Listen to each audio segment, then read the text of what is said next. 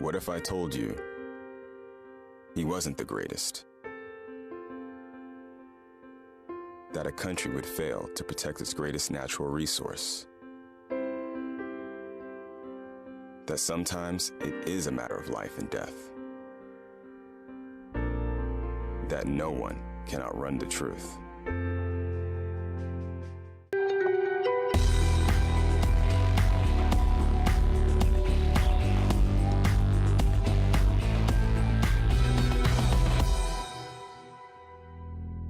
Trevor Riley, aka Slinger, grew up in one of the hardest neighborhoods in Poway. All we knew around there was dodgeball.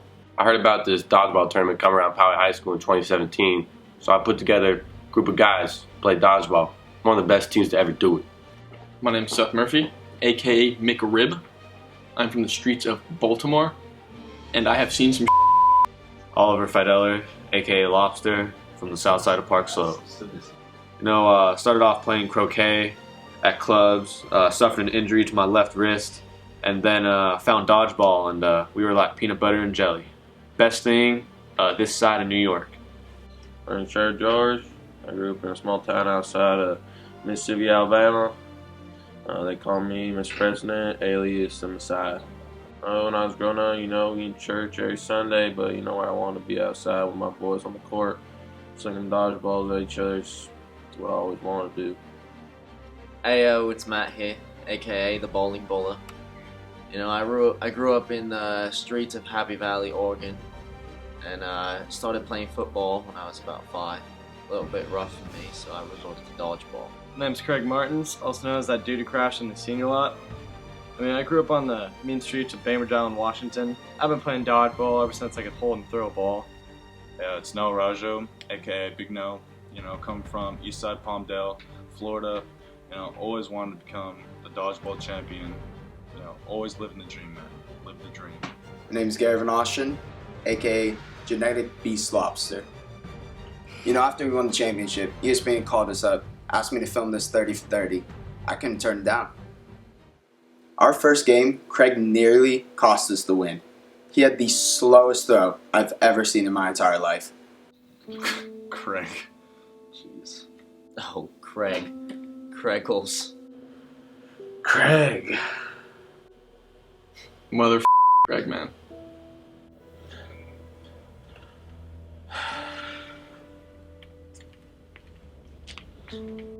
Honestly, I thought I threw that pretty hard.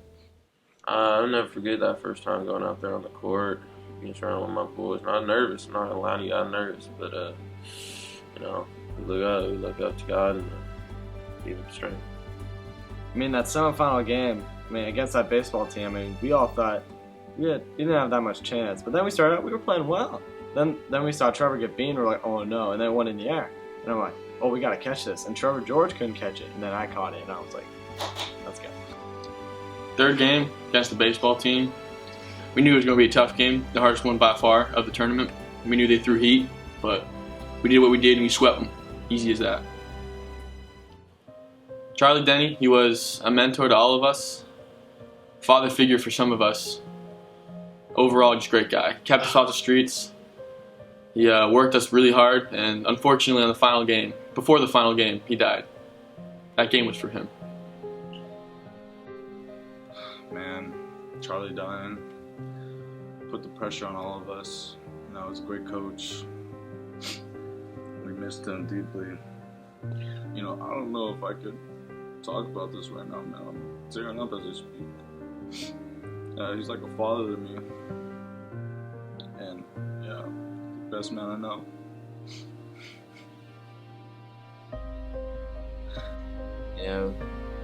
Charlie really made me cry. He's probably the hardest coach I've ever had.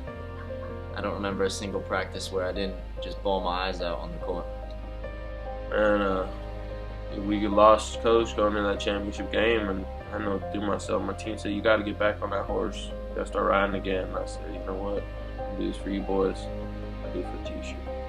But most of all, I'm doing it for coach. Championship game, biggest game our team's ever played. Sold out Powerhouse Gym, 10,000 people strong. But we did what we knew best, win. That championship game, oh boy. It was a rough one. Started out really bad. Then went to 3-3. Threw a ball, nailed a kids in the Yee-Hoo area. Caught a ball. Garrett threw it, hit the last kid. Everyone went wild. What a game. The love and support we got after we won was unbelievable. The school even painted a mural after us. After that final game when we took home the ship, walking down the halls was never the same. Every guy wanted to be me. Every girl wanted to be with me. It was as simple as that. You know, after the game, people were just like asking me for anything of mine because I was so popular. Asking me for arm hairs because my cannon was so lethal, and they even wanted like my t-shirts and my lunch boxes and stuff. Man, after we won, me and the boys were celebrated. You know, everybody was like liking us now. Everybody wants to be with us now. You know what I mean? You know, now I'm rich and famous. I got the Bugatti, you know, and I got the nice shoes, the nice clothes.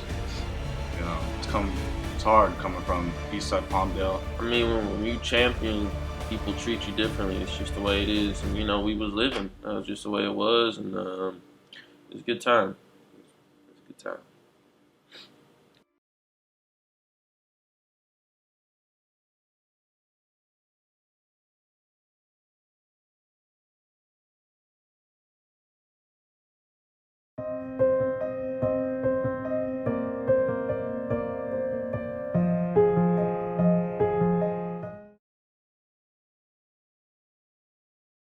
And not a day go by, I don't think about it. It's always on my mind, and you know, if you gave me a choice, I'd go back. All the ailments I've had to deal with over the years, since then, as a result. But you give me a chance, I'd go back there in an instant.